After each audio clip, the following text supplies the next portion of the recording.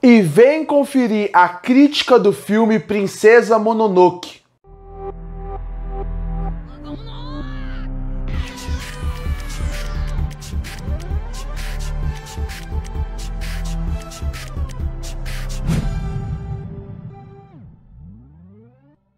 E em 1997, Hayao Miyazaki lançava o filme Princesa Mononoke, que eu considero a obra definitiva de Hayao Miyazaki.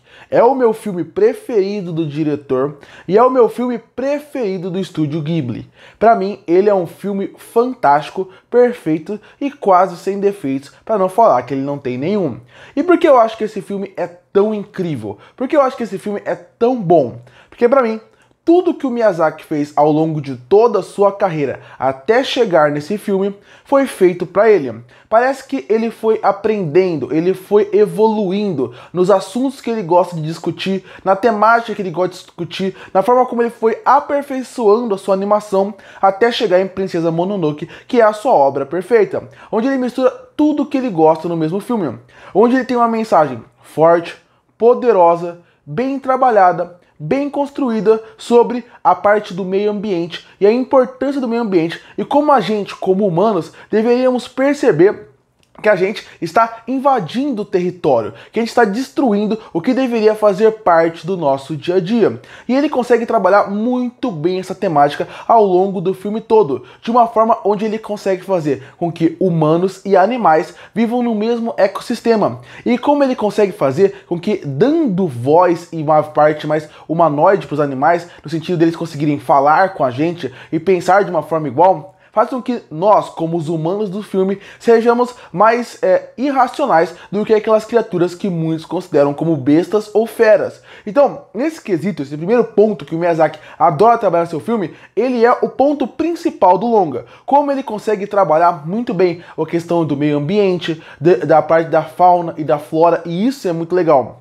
Porque ele não simplesmente joga a natureza ali, ele trabalha como se fosse aquela floresta um personagem. E é legal também ver como ao longo do filme os personagens vão passando por diferentes florestas. E mesmo que vai passando por diferentes florestas, a gente consegue perceber como que ela dá vida para cada um, como parece realmente um ser vivo, como a mãe natureza, ou nesse caso aqui, o ser místico, o deus da natureza, ele consegue trabalhar muito bem esse ecossistema. Como ele é um ser vivo que faz com que a gente repense nossas ideias. E isso é muito legal. E ele acaba dando mais vida e mais humanidade nas atitudes dos animais quando o lobo, o Moro, a Mora no caso, ele acaba pegando a Princesa Mononoke e acaba fazendo com que ela se torne filha e parte do bando. Enquanto ele, como um animal, conseguiu entender que ele era um ser vivo e ele tinha que viver porque as próprias pessoas da sua própria raça acabaram jogando fora a Princesa Mononoke. Por outro lado, os humanos não conseguem ter a mesma empatia pelos animais, e isso eu já acho fantástico. Essa mensagem,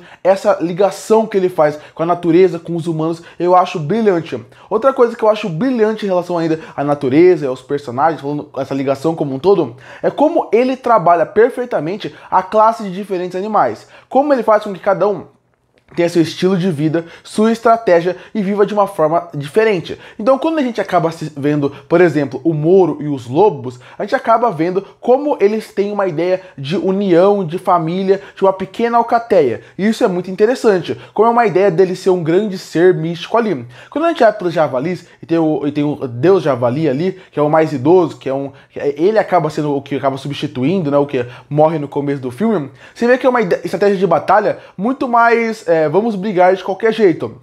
Quando vai nos macacos, você vê que ele não tem um líder, mas você vê que eles trabalham de uma forma mais na sombra, mais escuras. E isso é muito interessante, como cada animal que é apresentado no filme, ele consegue fazer com que você entenda a hierarquia da classe de cada animal, como cada um trabalha no seu estilo de batalha e como isso é legal. Porque ele não precisa parar para você te explicar para saber o que está acontecendo. Ele não precisa ser expositivo a ponto de falar cada detalhe do filme, como cada um vai lutar. Ele realmente mostra de uma forma simples e isso funciona muito bem. E aí fica naquela linguagem de sinais, a simbologia que ele coloca dentro da batalha, que é muito legal. Como, por exemplo, quando eles pintam os javalis como se fossem algo representando que eles vão pra guerra.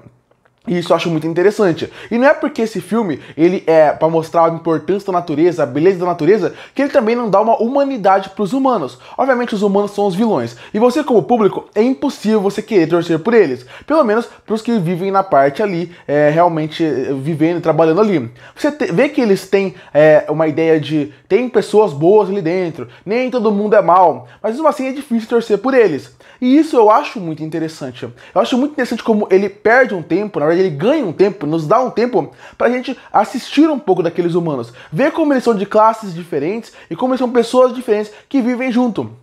E isso é muito bom, porque quando a gente apresenta eles, a gente mostra como a Lady daquele lugar, que é pra ser meio que antagonista, barra até uma reconstrução, né, dentro dessa história, você acaba percebendo como ele faz com que ela, mesmo que seja considerada a vilã do filme, por destruir a natureza, por outro lado, ele salva pessoas que estão à margem da sociedade e coloca pra dentro da sua moradia, pra fazer com que todos façam parte igualmente daquele reino, mesmo esquecidos. E por que isso é tão legal? Porque apesar dele mostrar o bom da natureza, se é muito fácil torcer para a natureza, todas as classes, toda a parte, desde os animais até os humanos, você tem pessoas boas e pessoas ruins. Até os melhores, até os mais bons daquela comunidade, a gente consegue perceber que o Miyazaki dá um olhar bom e ruim pra eles. Ninguém ali é bom por ser bom ou mal por ser mal. Não, todo mundo tem sua parte boa e sua parte ruim. E na parte que o nosso personagem principal, ele para a princesa Mononoke e a Lady, ele fala, as duas tem coisas ruins e boas dentro de você. E essa é uma mensagem pra todo o filme. Porque todos os animais têm isso. Eles lutam por um ideal, mas mesmo assim eles têm a parte boa e a parte ruim. E dependendo qual lado da história você vê, você vai ver uma visão diferente. Talvez, se você visse a história do lado dos javalis, vendo que o deus deles acabou morrendo no começo do filme, você teria a mesma revolta e raiva que eles têm. E isso é muito interessante.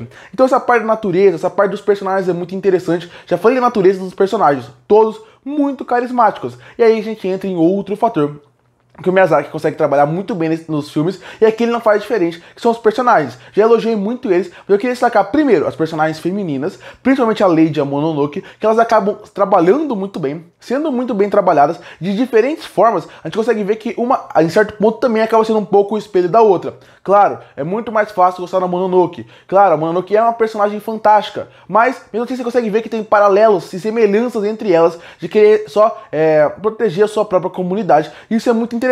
Personagens em posições de poder alto, personagens femininas, e vale destacar sempre, numa época onde não era comum ter mulheres dentro dos filmes colocadas numa posição tão alta. E o Miyazaki coloca, ele sempre brigou isso desde seu primeiro filme, e aqui pra mim ele consegue trabalhar o máximo disso, colocando personagens incríveis e carismáticas, de designs fantásticos, que a gente acaba torcendo e marca até hoje. Inclusive, falando em design, vale destacar que o design desse filme também é brilhante. É muito legal ver as roupas, como eles trabalham algo cultural. Você acaba saindo desse filme pensando, eu quero um storyboard só para poder ver como foi feito cada design e o que o Miyazaki repensou em cada design quando ele pensou, porque aquele design de cada personagem diz muito de onde ele é, o que a comunidade representa, e isso eu acho muito legal, assim como o animal que eles andam, como o principal anda num cervo vermelho, que não é comum de ver ali, mas ele conversa com toda a sua comunidade, isso eu acho incrível. Então, as personagens femininas são fortes, o design delas são incríveis, são marcantes, você sabe quem é cada um, é a parte cultural e a parte que eu falei, da parte de você entender todo aquele ecossistema. Então você tem uma excelente mensagem, forte, poderosa, que se destaca, é bem construída, traduzida ao longo do filme. Você tem excelentes personagens que são bem feitos, bem escritos, bem trabalhados e bem desenvolvidos. Você ainda tem por cima uma ótima história, porque a história é muito forte, é muito cativante. São 2 horas e 20 que você passa voando, sem perceber que ela passou, porque você fica envolvido naquilo. Você passa raiva, ódio, felicidade, você torce, você fica com medo, e a história consegue te envolver em tudo aquilo, porque a história é muito bem feita, muito bem contada e muito bem desenvolvida, assim como os personagens. E além de tudo isso, você ainda tem a parte técnica excelente do Miyazaki.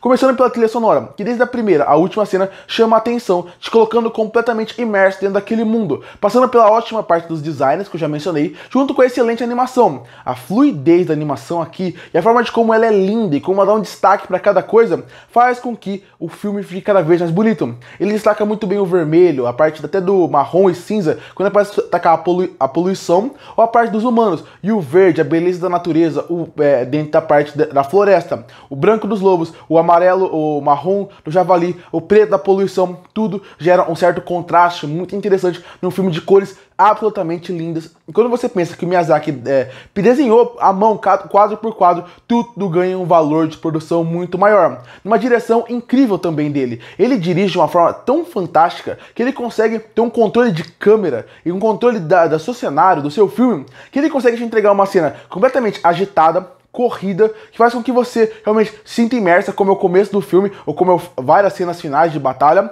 brutais, sangrentas e violentas, que inclusive até não sei se esse filme é bom para crianças muito pequenas assistir. E quando você pensa que logo depois ele fez uma cena agitada, de ação, ele consegue fazer um corte e fazer uma cena parada, sem nenhuma música. Como quando a principal deus da floresta tá andando, ele corta completamente a música. Já deixa você meio sem saber o que pensar, até meio angustiado, vendo aquele deus na sua frente, porque a falta de trilha sonora, aquela animação, junta perfeitamente. A direção dele sabe fazer uma parte reflexiva e através da sua direção fazer com que tudo funcione muito bem. Pra mim, Princesa Mononoke é um filme que ele começa perfeito e termina excelente. É um filme que eu vejo poucos defeitos, poucos problemas, para não dizer quase nenhum. É um filme que todo mundo deveria assistir uma vez na vida e todo mundo deveria refletir sobre ele, porque ele é um filme forte, poderoso, para adulto, mas que é brilhante na forma que foi feita. Concluindo, Princesa Mononoke para mim é a obra definitiva do Miyazaki. É aquela obra que eu consigo assistir pelo menos uma vez por ano e não vou cansar dela. É uma obra que ela é perfeita na parte da história, na parte dos personagens, na parte tecnicamente em relação à direção, fotografia, animação, trilha sonora. Pra mim, ele é a obra definitiva do Miyazaki. E por isso que eu fecho o filme Princesa Mononoke com uma nota 10 de 10. Curte para fortalecer o canal, se inscreve para não perder os próximos vídeos. E aí, o que você acha de Princesa Mononoke? Que nota você daria pra ele? Comenta aqui embaixo. E eu volto